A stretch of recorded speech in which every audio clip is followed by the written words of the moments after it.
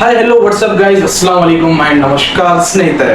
So ಇವತ್ತಿನ ದಿವಸ ನಮ್ಮೊಂದಿಗೆ ಪಾಲ್ಗೊಳ್ಳಲು ಆಗಮಿಸಿರುವ ಕ್ಷೇತ್ರದ ಹಾಗೂ ರಾಜ್ಯ ಮಟ್ಟದ ಗೌರವಾನ್ವಿತ ಹಾಗೂ ಧೀಮಂತ ನಾಯಕರಾದ ಶ್ರೀಮಾನ್ ಅಲ್ಲಮ್ಮ ಪ್ರಭು ಪಾಟೀಲ್ ಸಾಹೇಬರು ಇವತ್ತು ನಮ್ಮ ಜೊತೆಲಿದ್ದಾರೆ ಸ್ನೇಹಿತರೆ.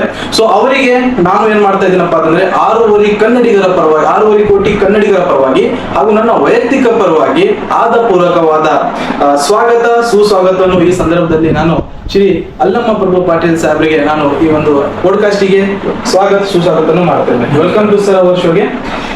ಸರ್, ಇವತ್ತಿನ ದಿವಸ ನಾವು ಏನ್ ಮಾಡ್ತಾ ಇದೀವಪ್ಪ ಅಂತಂದ್ರೆ ಕರ್ನಾಟಕವನ್ನು ಯಾವ ರೀತಿ ನಾವು ಬಡತನ ನಿರ್ಮೂಲನೆ ಮಾಡಬೇಕು ಅಂತ ಈ ಒಂದು ನಿರ್ಧಾರ ತಗೊಂಡಿದ್ದ ಇವತ್ತು ನಾವು ಒಂದು ಸಂಕಲ್ಪ ತಗೊಂಡಿದ್ದೇವೆ, ಮಿಷನ್ ಪಾವರ್ಟಿ ಫ್ರೀ ಇಂಡಿಯಾ ಅಂತ. ಸೊ ಈ ಒಂದು ಮಿಷನ್ ಪಾವರ್ಟಿ ಫ್ರೀ ಇಂಡಿಯಾ ನಲ್ಲಿ ನಾವು ಇಡೀ ಕರ್ನಾಟಕದಲ್ಲಿರುವ ಪ್ರತಿಯೊಬ್ಬರು MLA and X MLA with MP and X MP ಎಲ್ಲರಿಗೆ ಮೀಟ್ ಆಗಿ ಸರ್ ಅವರಿಂದ ಡಿಸ್ಕಷನ್ ಮಾಡಿ ಯಾವ ರೀತಿ ನಾವು ಬಡತನ ನಿರ್ಮೂಲನೆ ಮಾಡಬೇಕಂತ.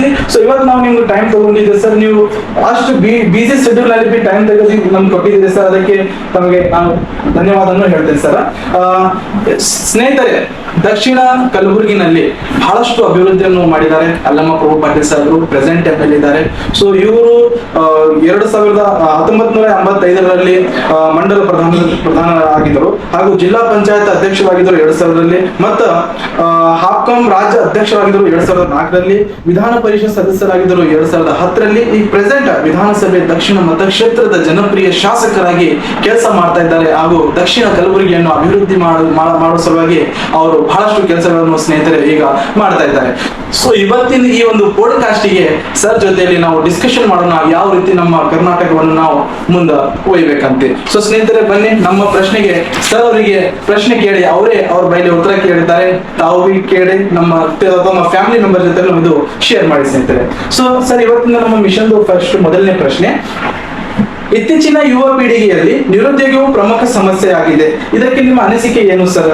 ಈಗ ನೋಡ್ಬೋದು ಸರ್, ಬಹಳಷ್ಟು ಹುಡುಗರು ಜಾಬ್ ಇಲ್ಲ ಅಂತ ಕಂಪ್ನಿಗಳು ಓಡಾಡ್ತಾ ಇದ್ದಾವೆ, ಅಂತವರಿಗೆ ಜಾಬ್ ಸಿಗ್ತಾ ಇಲ್ಲ ಸರ್. ಸೊ ಇದರ ಬಗ್ಗೆ ನೀವು ಏನಂತೀರಿ ಸರ್?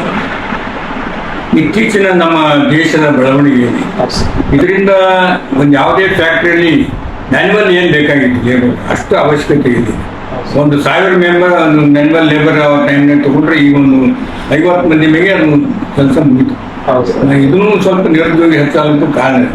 ಬಟ್ ನಮ್ದು ಏನದಂದ್ರೆ ಬಹಳಷ್ಟು ಜನ ಅಗ್ರಿಕಲ್ಚರ್ನೇ ಮೇನ್ ನಮ್ಮ ದೇಶದ ಭವಿಷ್ಯ ನಿರ್ಮಾಣ ಮಾಡ್ತಕ್ಕಂಥದ್ದು, ಸಾರ್ವಜನಿಕರಿಗೆ ಉದ್ಯೋಗ ಕೊಡ್ತಕ್ಕಂಥದ್ದು, ಎಲ್ಲರನ್ನ ಬದುಕಿಸ್ತಕ್ಕಂಥದ್ದು. ಅದ್ರ ಕಡೆ ನೆಗ್ಲೆಕ್ಷನ್ ಭಾಳ ಆಗಿದೆ.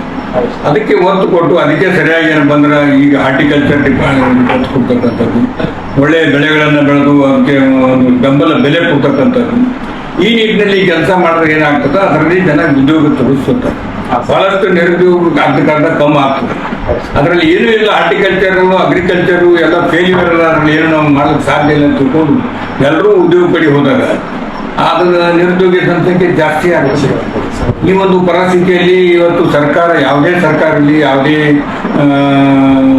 ಪ್ರತಿಪಕ್ಷ ಅಧಿಕಾರಿ ಬಂದರೂ ಕೂಡ ಒಂದು ನಿರುದ್ಯೋಗ ಸಮಸ್ಯೆ ಬಗೆಹರಿಸಬೇಕಾದ್ರೆ ಇನ್ಫ್ರಾಸ್ಟ್ರಕ್ಚರ್ ಡೆವಲಪ್ಮೆಂಟ್ ಮಾಡಿ ಒಳ್ಳೆ ಬಂಡವಾಳಧಾರಿಯನ್ನ ಈ ರಾಜ್ಯಕ್ಕೆ, ಈ ಜಿಲ್ಲೆಗೆ ಕರೆತಂದು ಅವರಿಗೆ ಎಲ್ಲ ರೀತಿಯಿಂದ ಸೌಲಭ್ಯಗಳು ಕೊಟ್ಟು ನಮ್ಮಲ್ಲಿ ಇರ್ತಕ್ಕಂಥ ರಾ ಮಟೀರಿಯಲ್ ಈ ಭಾಗದಲ್ಲಿ ತೊಗರಿ ಖನಿಜ, ತೊಗರಿಗೆ ಚೆನ್ನಾಗಿ ಪಲ್ಸ್ ಕೊಡ್ತಕ್ಕಂಥದ್ದು, ಮತ್ತು ತೊಗರಿ ಬೆಳೆ, ಹೆಸರು ಬೆಳೆ, ಉದ್ದಿನ ಬೆಳೆ ಮತ್ತು ಕಬ್ಬು, ಈ ರೀತಿ ಏನಪ್ಪ ಅಂದ್ರೆ ಬೆಳೆಗಳಿಗೆ ಉತ್ತೇಜನ ಕೊಟ್ಟು ಅದಕ್ಕೆ ಬೇಕಾದಂಥ ಶುಗರ್ ಫ್ಯಾಕ್ಟ್ರಿ ಆಗಿರ್ಬೋದು, ಇಲ್ಲಿರ್ತಕ್ಕಂಥ ಮೈನ್ಸ್ ಅರಿಕಣಿಗೆ ಸಿಮೆಂಟ್ ಫ್ಯಾಕ್ಟ್ರಿ ಆಗ್ಬೋದು, ಹೆಚ್ಚಿನ ಒತ್ತು ಕೊಟ್ಟು ಅವಕ್ಕೆ ಪ್ರೋತ್ಸಾಹ ಕೊಟ್ಟು ಉದ್ಯೋಗವನ್ನು ಒದಗಿಸ್ಕೊಡ್ತಕ್ಕಂಥ ಕೆಲಸ ಮಾಡಿದ್ರೆ ಅದು ಒಳ್ಳೇದಾಗ್ತದೆ. ಒಂದು ಹಿಂದೆ ನಮ್ಮ ಸರ್ಕಾರ ಬರೋದ್ರಿಂದ ಪೂರ್ವದಲ್ಲಿ, ಈ ದೇಶಕ್ಕೆ ಸ್ವತಂತ್ರ ಪೂರ್ವದಲ್ಲಿ ಕೂಡ ಇಲ್ಲೆಲ್ಲ ಡ್ರೈಲ್ಯಾಂಡ್ ಈ ಭಾಗದಲ್ಲಿ, ಬೇರೆ ಮೈಸೂರು, ಮಂಗಳೂರು ಆ ಕಡೆ ಏನು ಬಂದ್ರೆ ಸಾಕಷ್ಟು ಡೆವಲಪ್ಮೆಂಟ್ ಆಯ್ತು, ಇದು ಡ್ರೈಲ್ಯಾಂಡ್ ಇತ್ತು. ಇದರಿಂದ ಏನು ಬಂದ್ರೆ ಬಹಳಷ್ಟು ಜನ ನಿರುದ್ಯೋಗಿಗಳು ಈ ಕರ್ನಾಟಕದಲ್ಲಿ,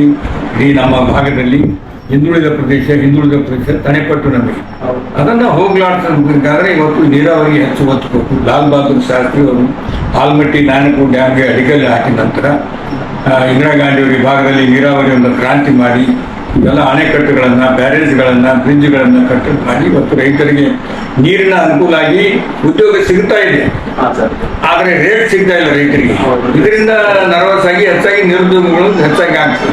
ಸರಿಯಾಗಿ ರೇಟ್ ಕೊಟ್ಟರು, ಅವರಿಗೆ ಸರಿಯಾದ ಸಮಂಜಸವಾದಂತ ಬೆಳೆ ಬೆಳೆದ ಪ್ರೋತ್ಸಾಹ ಕೊಟ್ಟರೆ ಹೆಚ್ಚಾಗಿ ಕೆಲಸದ ಅವರು ಉದ್ಯೋಗವೇ ಹುಡುಕೊಂಡು ಹೋಗ್ತಾರೆ. ವಿದ್ಯಾರ್ಥಿಗಳು ಕೂಡ ಆ ಕಡೆ ಹೋಗ್ತಾರೆ.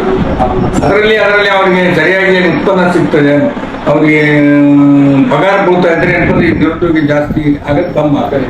ಇದನ್ನ ನಾವು ಸರ್ಕಾರದಲ್ಲಿ ಇರ್ತಕ್ಕಂಥವ್ರು ಯಾವುದೇ ಪಕ್ಷದ ಇರ್ತಕ್ಕಂಥ ವಿಚಾರ ಮಾಡ್ತಕ್ಕಂಥ. ಸ್ನೇಹಿತರೆ ನೋಡಿರ್ಬೋದು, ಉತ್ತಮ ಪ್ರಶ್ನೆಗೆ ಅತ್ಯುತ್ತಮವಾದ ಉತ್ತರವನ್ನು ಸರ್ ಅವರು ನೀಡಿದ್ದಾರೆ ನಿರುದ್ಯೋಗ ಬಗ್ಗೆ. ಸೊ ಸ್ನೇಹಿತರೆ, ಈಗ ನಮ್ದು ಎರಡನೇದು ಪ್ರಶ್ನೆ ಮಿಷನ್ ಪಾವರ್ಟಿ ಫ್ರೀ ಇಂಡಿಯಾದು.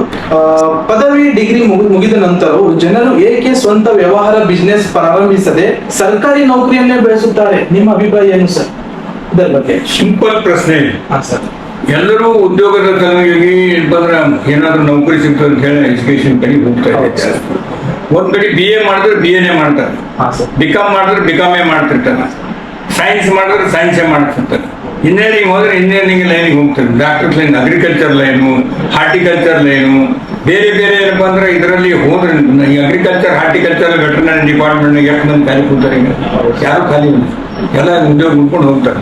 ನಮ್ಮ ಜನ ಏನಪ್ಪಾ ಅಂದ್ರ ಈ ಏನಾದ್ರೂ ನಮ್ಗೆ ನನ್ನ ಕೆಲಸ ಸಿಗ್ತದೆ. ಬರೀ ಒಂದು ನೌಕರನೇ ಏನಪ್ಪಾ ಅಂದ್ರೆ ಇಟ್ಕೊಂಡು ಓದಿದ್ರೆ ಒಳ್ಳೇದಲ್ಲ, ಅದು ಗ್ಯಾರಂಟಿ ಹೇಳಕ್ಕಾಗಲ್ಲ. ಯಾಕಂದ್ರೆ ಫ್ಯಾಕ್ಟ್ರಿಗಳು ಬೇಕು, ಬೇರೆ ಬೇರೆ ಉದ್ಯೋಗಗಳು ಸಿಗಬೇಕು. ಇಲ್ಲೆಲ್ಲ ಏನಪ್ಪಾ ಅಂದ್ರೆ ಇನ್ಫ್ರಾಸ್ಟ್ರಕ್ಚರ್ ಅಭಿವೃದ್ಧಿ ಮಾಡಿ ಕೌಶಲ್ಯ ಅಭಿವೃದ್ಧಿ ಬಗ್ಗೆ ಇದ್ರ ಬಗ್ಗೆ ಏನಪ್ಪಾ ಅಂದ್ರೆ ನಾವು ಹೆಚ್ಚಿನ ಒಂದು ಮಾಹಿತಿ ಕೊಟ್ಟು ತಂತ್ರಜ್ಞಾನದಿಂದ ಒಳ್ಳೆ ಫ್ಯಾಕ್ಟ್ರಿ ತಂದು ಕೆಲಸಕ್ಕೆ ಅಂದ್ರೆ ತಗೋಬಹುದು. ಹೆಚ್ಚಿನ ಉದ್ಯೋಗವಂತರು ಏನಪ್ಪಾ ಅಂದ್ರೆ ಒಂದೇ ಕಡೆ ಲಕ್ಷ್ಯ ಇಟ್ಕೊಂಡು ಮಾಡ್ತಾರೆ. ಅಗ್ರಿಕಲ್ಚರ್ ಕಡೆ, ಹಾರ್ಟಿಕಲ್ಚರ್ ಕಡೆ, ಡೈರಿ ಕಡೆ ಆಗ್ಬೋದು, ಕೋಆಪರೇಟಿವ್ ಕಡೆ ಆಗ್ಬೋದು, ಬೇರೆ ಬೇರೆ ಸೆಕ್ಟರ್ ನಲ್ಲಿ ಅವರು ತಮ್ಮನ್ನೇ ತಾವು ತೊಡಗಿಸ್ಕೊಂಡ್ರೆ ನಿರುದ್ಯೋಗವಾಗಿ ಹೋಗ್ಲಿಕ್ಕೆ ಸಾಧ್ಯ ಇಲ್ಲ. ಒಂದೇ ಸರ್ಕಾರಿ ನೌಕರಿನೇ ಬೇಕಂತ ಹೇಳಿ ಅದೇ ಒಂದು ಉದ್ದೇಶ ಇಟ್ಕೊಂಡ್ರೆ ಬಹಳ ಕಷ್ಟ ಆಗ್ತದೆ. ಇದು ನಿರುದ್ಯೋಗಿ ಹೆಚ್ಚಾಗ್ತದೆ, ಅದು ಕಡಿಮೆ ಆಗೋದಿಲ್ಲ. ಯಾಕಂದ್ರೆ ಈಗಷ್ಟು 50% ಸರ್ಕಾರಿ ಪೋಸ್ಟ್ಗಳು ಖಾಲಿ ಇವೆ. ಹಿಂದಿಂದ ಖಾಲಿ ಇನ್ನೂ ತುಂಬಿಲ್ಲ. ಸರ್ಕಾರಗಳು ರಾಜಕೀಯ ಇಚ್ಛಾಶಕ್ತಿ ಬೇಕು ತುಂಬೋದು. ಇನ್ನೊಂದು ಅವ್ರ ಫೈನಾನ್ಸ್ ಅವಶ್ಯಕತೆ ಏನಿದೆ ಅದನ್ನ ನೋಡ್ಕೊಂಡು ಇವೆಲ್ಲ ಮಾಡ್ತಿರ್ತಾರೆ. ಯಾಕಂದ್ರೆ ಈ ದೇಶ ಸ್ವತಂತ್ರ ಸಿಕ್ಕಾಗ 33 ಕೋಟಿ ಜನಸಂಖ್ಯೆ, ಇವತ್ತು 140 ಕೋಟಿ ಜನಸಂಖ್ಯೆ ಆಗಿದೆ. 6.5 ಕೋಟಿ ಜನಸಂಖ್ಯೆ ಬೆಂಗಳೂರಿನಲ್ಲಿ, ಕರ್ನಾಟಕ ರಾಜ್ಯದ ಪರಿಸ್ಥಿತಿ ಇದೆ. ಇಂಥ ಹೊತ್ತಿನಲ್ಲಿ ನಾವು ಕೂಡ ಎಲ್ಲ ರೀತಿಯಿಂದ ಬೇರೆ ಬೇರೆ ಸಾಕಷ್ಟು ಸಮಾಜ ಜನಸಂಖ್ಯೆ ದೊಡ್ಡದ ಕೆಲಸಗಳು ಅಷ್ಟೇ ಇರ್ತವೆ. ಬೇರೆ ಬೇರೆ ರೀತಿಯಲ್ಲಿ ಕೆಲಸ ಮಾಡಲಿಕ್ಕೆ ನಾವು ಮುಂದೆ ಬರ್ಬೋದು. ಅದರಲ್ಲಿ ಯಶಸ್ವಿ ಕಾಣಬೇಕು, ಅದರಲ್ಲಿ ಉತ್ಪನ್ನ ಆಗ್ತದೆ. ಅದನ್ನ ನಾವು ಮಾಡಿಕೊಂಡ್ರೆ ನಿರುದ್ಯೋಗ ಪ್ರಶ್ನೆ ಬರೋದಿಲ್ಲ. ಅದಕ್ಕೆ ಮತ್ತೆ ಸರ್ಕಾರನು ಕೂಡ ಈ ದೇಶದಲ್ಲಿ ದೊಡ್ಡ ಇಂಡಸ್ಟ್ರಿ ಅಗ್ರಿಕಲ್ಚರ್ ಇಂಡಸ್ಟ್ರಿ, ಅದಕ್ಕೆ ಒತ್ತು ಕೊಡಬೇಕು. ಅದಕ್ಕೆ ಏನಪ್ಪ ರೇಟ್ ಕೊಡಬೇಕು. ಅವರು ಒಂದು ಫ್ಯಾಕ್ಟ್ರಿಯಲ್ಲಿ ಸೂಜಿ ಬೆಳೆದ್ರೆ ಸೂಜಿಗೆ ಬೆಲೆ ಕಟ್ತಾರೆ. ರೈತರ ಬೆಳೆದಿರ್ತಕ್ಕಂಥ ಬೆಲೆಗೆ ಬೆಲೆ ಇಲ್ಲ. ಅವ್ರಿಗೆ ಬೆಲೆ ಕೊಟ್ಟು ಅದ್ರ ಲಾಸ್ ಆಗ್ಲಾರ್ದ್ರೆ ಹೆಚ್ಚಿನ ಜನ ಅವ್ರವ್ರು 4 ಎಕರೆ 5 ಎಕರೆ ಉದ್ಯೋಗ ಮಾಡ್ಕೊಂಡು ಅಲ್ಲೇ ಬದುಕ್ತಾರೋ. ನಿರುದ್ಯೋಗ ಸಮಸ್ಯೆ ಕಡಿಮೆ ಆಗ್ತದೆ. ಆ ಕಡೆ ನಾವು ಒತ್ತು ಕೊಡಬಹುದು.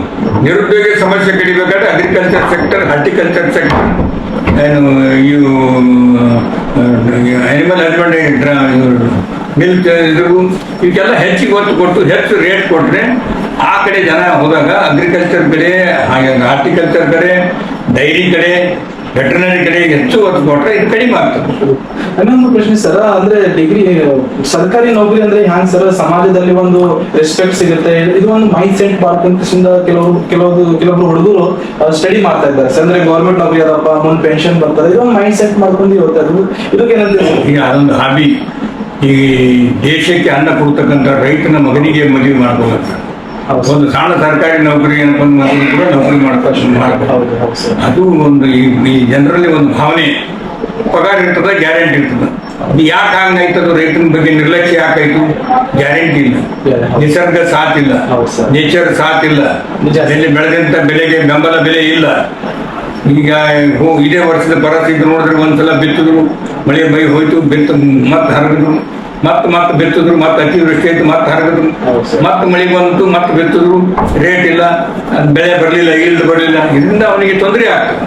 ತೊಂದರೆ ಆದಾಗ ಬಹಳ ಕಷ್ಟದಲ್ಲಿ ಹೊಲ ಮಾಡ್ಕೊಂಡು ಮನೆ ಮಾಡ್ಕೊಂಡು ಏನಪ್ಪಂದ್ರೆ ರೂಢಿಗೆ ಬರ್ತಕ್ಕಂಥ ಪರಿಸ್ಥಿತಿ ನೋಡಿದಾರೆ. ಅದಕ್ಕೆ ಕಾಡು ನೌಕರಿ ಇದ್ರೆ ಗ್ಯಾರಂಟಿ ಪಗಾರ ಸ್ವಲ್ಪ ಬದುಕ್ತಾರೆ ಅಂತ ಹೇಳಿ ಈ ರೀತಿ ವಿಚಾರ ಮಾಡ್ತಾರೆ. ಇದನ್ನ ಹೋಗ್ಬೇಕಾದ್ರೆ ಸರ್ಕಾರ ರೈತರ ಕಡೆಗೆ ಹೆಚ್ಚಿನ ಒತ್ತು ಕೊಡಬೇಕು. ಆ ಒಂದು ಡಿಪಾರ್ಟ್ಮೆಂಟ್ ಹೆಚ್ಚಿನ ಒತ್ತು ಕೊಟ್ಟಾಗ 70% ನಿರುದ್ಯೋಗ ಸಮಸ್ಯೆ ಕಮ್ಮಿ ಆಗ್ತದೆ. ಈ ದೇಶಕ್ಕೆ ಮೂಲಭೂತ ಉದ್ಯೋಗ ಕೊಡ್ತಕ್ಕಂಥದ್ದೇ ರೈತ. ರೈತನಿಗೆ ಟ್ರ್ಯಾಕ್ಟರ್ ಬೇಕು, ದೊಡ್ಡ ದೊಡ್ಡ ಫ್ಯಾಕ್ಟ್ರಿಗಳು ಬೇಕು, ಟ್ರ್ಯಾಕ್ಟರ್ ತಯಾರು ಮಾಡ್ತಾರೆ. ರೈತರಿಗೆ ನೇಗಿಲಿಗೆ ಕುಂಟಿ ಎಲ್ಲ ಬೇಕು. ರೈತನಿಗೆ ನೀವು ನೀರು ಬೇಕು, ದೊಡ್ಡ ದೊಡ್ಡ ಅಣೆಕಟ್ಟೆ ಕಟ್ಟಬೇಕು, ಕೆನಾಲ್ ಕಟ್ಟಬೇಕು. ಅದಕ್ಕೆ ಸಾಕಷ್ಟು ದುಡ್ಡು ಖರ್ಚು ಮಾಡಬೇಕು. ಅದ್ರ ಮೇಲೆ ಎಲ್ಲ ಗುತ್ತೇದಾರಗಳು ಬದುಕ್ತಾರೆ, ದೇಶ ಬದುಕ್ತಾರೆ, ಟ್ರ್ಯಾಕ್ಟರ್ ಫ್ಯಾಕ್ಟ್ರಿ ಮಾಲಕರು ಬದುಕ್ತಾರೆ. ಫರ್ಟಿಲೈಸರ್ ಬೇಕು, ಫರ್ಟಿಲೈಸರ್ ಗೊಬ್ಬರ ಫ್ಯಾಕ್ಟ್ರಿ ಮಾಲಕ್ ಬದುಕ್ತಾನೆ. ಫರ್ಟಿಲೈಸರ್ ಬಂದು ರೈತರು ಉಪಯೋಗ ಮಾಡ್ಕೊಂಡು ಖರ್ಚು ಮಾಡಿದಾಗ ಆ ದೇಶದಲ್ಲಿ ಇರ್ತಕ್ಕಂಥ ಎಲ್ಲ ಜನರ ಲಾರಿ ಟಿಪ್ಪರ್ ಎಲ್ಲನೂ ದೇಶ ರೈತರ ಮೇಲೆ ಬದುಕ್ತದೆ. ರೈತರ ಕಷ್ಟಕ್ಕೆ ನಾವು ಸ್ಪಂದನೆ ಮಾಡ್ತಾ ಇದ್ದೀವಿ. ಸರಿಯಾದ ಬೆಂಬಲ ಬೆಲೆ ಕೊಡ್ತಾ ಇಲ್ಲ, ಸರಿಯಾದ ಸೌಲಭ್ಯಗಳನ್ನು ಒದಗಿಸ್ತಾ ಇಲ್ಲ. ಯಾರ್ಯಾರು ಲೋನ್ ಮಾಡಿದೆ ಅಂತಂದ್ರೆ ದೊಡ್ಡ ದೊಡ್ಡ ಫ್ಯಾಕ್ಟ್ರಿಗಳನ್ನು ಬಂದು ಲಕ್ಷಾಂತರ ಕೋಟಿ ಬೇವ್ ಮಾಡ್ತಾರೆ. ರೈತರ ಕಷ್ಟದಲ್ಲಿದ್ದಾಗ ಅವ್ರನ್ನ ಮನ್ನಾ ಮಾಡೋದಿಲ್ಲ, ರೇಟ್ ಕೊಡೋದಿಲ್ಲ. ಇವೆಲ್ಲ ಕಾರಣಗಳಿಂದ ನಿರುದ್ಯೋಗ ಜಾಸ್ತಿ ಆಗ್ತದೆ. ಇದನ್ನ ಕಡಿಮೆ ಮಾಡಬೇಕಾದ್ರೆ ರೈತರ ಕಡೆಗೆ ಹೆಚ್ಚಿನ ಒಲವು ತೋರಿಸಿ ಬೆಂಬಲ ಬೆಲೆ ಕೊಟ್ಟು ಅವ್ರಿಗೆ ಧನ ಸಹಾಯ ಮಾಡಿ ಇಂಟ್ರೆಸ್ಟ್ ಇಲ್ಲದೆ ಅಮೌಂಟ್ ಕೊಟ್ಟು ಸಹಾಯ ಮಾಡ್ದಾಗ ಆಗ್ತದೆ. ಚೈನಾ ದೇಶದಾಗ ಇದೇ ಪದ್ಧತಿ. ಅವ್ರೆಲ್ಲ ರೀತಿಯಿಂದ ದುಡ್ಡು ಕೊಡ್ತಾರೆ, ಬಂದಾಗ ದುಡ್ಡು ಮುಡ್ಕೋತಾರೆ. ಬೇರೆ ದೇಶದ ನೋಡಿ ಬೇರೆ ಕಡೆ ಸೌಲಭ್ಯಗಳವ. ಆ ಪದ್ಧತಿ ನಮ್ಮಲ್ಲಿ ಈ ಫ್ಯಾಕ್ಟ್ರಿ ಒಂದು ಸಣ್ಣದೇ ಒಂದು ವಸ್ತು ತಯಾರು ಮಾಡೋದು ಒಂದು ರೇಟ್ ಫಿಕ್ಸ್ ಮಾಡಿ ಬರೀತಿದ್ದಾರೆ. ಈ ರೈತರು ಎಲ್ಲ ಬೆಳೀತಾರೆ, ಅದಕ್ಕೇನು ರೇಟ್ ಫಿಕ್ಸ್ ಏನಿಲ್ಲ. ಕಾಯಿಪಲ್ಯಕ್ಕೆ ಬೆಲೆ ಇಲ್ಲ, ಬೆಳೆದಕ್ಕೆ ಬೆಲೆ ಇಲ್ಲ, ಹಾರ್ಟಿಕಲ್ಚರ್ ಫುಡ್ ಬೆಲೆ ಇಲ್ಲ, ಯಾವ್ದಕ್ಕೂ ಏನು ಕಿಮ್ಮತ್ತಿಲ್ಲ. ಹೆಚ್ಚಲ್ಲ ಕಾರಣ. ಸೊ ಸ್ನೇಹಿತರೆ, ರೈತರ ಪರವಾಗಿ ಬಹಳಷ್ಟು ಕಾಳಜಿ ಮತ್ತು ರೈತರನ್ನೇ ನಮ್ಮ ದೇಶದ ಬೆನ್ನೆಲುಬು ಅಂತಾರೆ. ಇವತ್ತು ಸರ್ ಅವರು ಹೇಳಿದ್ರ ಪ್ರಕಾರ ನೋಡ್ಬೇಕು ಅವ್ರೊಳಗ ಎಷ್ಟು ರೈತರ ಬಗ್ಗೆ ಎಷ್ಟು ಕಾಳಜಿ ಇದೆ ಅಂತ. ಸೊ ಸ್ನೇಹಿತರೆ, ಮೂರನೇ ಪ್ರಶ್ನೆ ಈಗ ನಮ್ದು ಬರೋಣ. ಇದು ಮೂರನೇ ಪ್ರಶ್ನೆಗಿಂತ ಫಸ್ಟ್ ನಾವು ಸರ್ ಅವ್ರದ್ದು ಸ್ವಲ್ಪ ಕಿರು ಪರಿಚಯ ನೋಡೋಣ. ಸರ್ ಅವರು ಹ್ಯಾಂಗ ರಾಜಕೀಯಕ್ಕೆ ಬಂದ್ರು. ಸರ್, ನಮ್ಮ ವೀಕ್ಷಕರಿಗೆ, ನಮ್ಮ ಅಭಿಮಾನಿಗಳಿಗೆ, ಸರ್ ನಿಮ್ಮ ಅಭಿಮಾನಿಗಳಿಗೆ ಸ್ವಲ್ಪ ನೀವು ಯಾವ ರೀತಿ ಪಾಲಿಟಿಕ್ಸ್ ನಲ್ಲಿ ಎಂಟರ್ ಆದ್ರೆ ಒಂದು 2 ನಿಮಿಷದಲ್ಲಿ ನಿಮ್ದು ಕಿರು ಪರಿಚಯ. ನಾನು ಪ್ರೈಮರಿ ಸ್ಕೂಲಿಂದ 7ನೇ ತರಗತಿ ನೆಲಗಿರಿಯಲ್ಲಿ ಗುಲ್ಬರ್ಗ ತಕ್ಷಣ ಇಲ್ಲಿ ಬಂದ ತಕ್ಷಣ ಕಾಲೇಜ್ ಎಲೆಕ್ಷನ್ ಅದು ಇದು ಅದರಿಂದಲೇ ಸ್ವಲ್ಪ ಪಬ್ಲಿಕ್ ಇದರಲ್ಲಿ ಇದೆ ನಾನು ಕೆಲಸ ಮಾಡ್ತಾರೆ. ಯಾರು ಫೀಸ್ ಕಟ್ಟೋದು, ಅಡ್ಮಿಷನ್ ಮಾಡೋದು, ಅಪ್ಲಿಕೇಶನ್ ತುಂಬೋದು. ಹಳ್ಳಿಯಿಂದ ಬರ್ತಿದ್ರು, ಏನೂ ಗೊತ್ತಿಲ್ಲ ಆಗಿನ ಕಾಲದಲ್ಲಿ. 72ರಲ್ಲಿ ಏನೂ ಗೊತ್ತಿರ್ಲಾರ್ದಾಗ ಏನು ಬಂದು ನಾವೆಲ್ಲ ಸಹಾಯ ಮಾಡ್ಕೊಂಡು ಬಂದು ಹಂಗೆ ಲೀಡರ್ಶಿಪ್ ಬಂತು. ಕಾಲೇಜ್ನಾಗ ಇಲೆಕ್ಷನ್ ನಿಂದಿರ್ತಿದ್ವಿ. ಸ್ಟಾರ್ಟಿಂಗ್ ಏನಪ್ಪ ನಮ್ಮೆಲ್ಲ ಫ್ರೆಂಡ್ಸ್ ಸರ್ಕಲ್ ನಲ್ಲಿ ಅದೇ ಸೋಷಿಯಲ್ ವರ್ಕ್ನಿಗೆ ಬಿತ್ತು. ಹೀಗಾಗಿ ಹಂತ ಹಂತವಾಗಿ ನಮ್ಮೂರವರೇ ಆದಂತ ಸನ್ಮಾನ್ಯ ನಮ್ಮ ಗುರುಗಳಾದಂಥ ಧರ್ಮಸಿಂಗ್ ಸಾಹೇಬ್ ಚುನಾವಣೆ ಆ ಚುನಾವಣೆಯಲ್ಲಿ 1972ರಲ್ಲಿ ಊರಾಗ ಓಡಾಡಿದ್ರು. ಅಲ್ಲಿಂದ 77ರಲ್ಲಿ ಇಲ್ಲಿಂದ ಸೈಕಲ್ ತಗೊಂಡು ಒಂದು 100 ಸೈಕಲ್ ತಗೊಂಡು ಎಲ್ಲ ಹಳ್ಳಿ ಹೋಗಿ ಪ್ರಚಾರ ಮಾಡ್ತಿದ್ದೆ. ಅವಾಗ ಮುಂದೆ ನಾನು 72, 80 ಯೂತ್ ಕಾಂಗ್ರೆಸ್ ಪ್ರೆಸಿಡೆಂಟ್ ಆದ. 8 ವರ್ಷ ಯೂತ್ ಕಾಂಗ್ರೆಸ್ ಪ್ರೆಸಿಡೆಂಟ್ ಆದ. Youth Congress president, district block Congress general secretary ಆಗಿದ್ದೆ. ಹೀಗೆ ಹಂತ ಹಂತವಾಗಿ ಅಂತಂದ್ರೆ ಡಿಸ್ಟ್ರಿಕ್ಟ್ ಕಾಂಗ್ರೆಸ್ನಲ್ಲಿ, ಬ್ಲಾಕ್ ಕಾಂಗ್ರೆಸ್ನಲ್ಲಿ, ಮತ್ತೆ ಮಂಡಲ ಪಂಚಾಯತಿ ಚೇರ್ಮನ್ ಆದ. 85ರಲ್ಲಿ ಚೇರ್ಮನ್ ಆದ. ಮುಂದೆ ಜಿಲ್ಲಾ ಪಂಚಾಯತಿ 2000ರಲ್ಲಿ ಬಂದು ಚುನಾವಣೆ ಸ್ಪರ್ಧೆ ಮಾಡಿ ಆರ್ಟ್ಸ್ ಬಂದು ಜಿಲ್ಲಾ ಪಂಚಾಯತಿ ಅಧ್ಯಕ್ಷನಾಗಿ ಕೆಲಸ ಮಾಡ್ತಕ್ಕಂಥ ತದನಂತರ ನಾನು ವಿಧಾನ ಪರಿಷತ್ತಿನ ಸದಸ್ಯನಾಗಿ ಅವಕಾಶ ಸಿಕ್ತು. ಮತ್ತೊಂದ್ಸಲ MLA, ಒಂದ್ಸಲ ವಿಧಾನ ಪರಿಷತ್ ಇದೆ, ಮತ್ತೊಂದು MLA ನಿಂತೆ. MLA ಅಂತಂದ್ರೆ ಇಲ್ಲಿ ಗುಲ್ಬರ್ಗ ಟ್ರೈ ಮಾಡಿದೆ, ಸಿಕ್ತು, ಬಿದ್ದೆ. ಮತ್ತೊಂದ್ಸಲ ಟ್ರೈ ಮಾಡಿದಾಗ ಚುನಾವಣೆ ಆರಿಸಿದೆ. ಯಾವತ್ತು ನನ್ನ ಜೀವನ ರಾಜಕೀಯದಲ್ಲಿ ಬಂತು. ಅಂದ್ರೆ ಜೀವನ್ ಪೂರ ಸಮಾಜ ಸೇವಕದಲ್ಲಿ ನಮ್ದು ನಡೀತಾ ಇದೆ ಸರ್.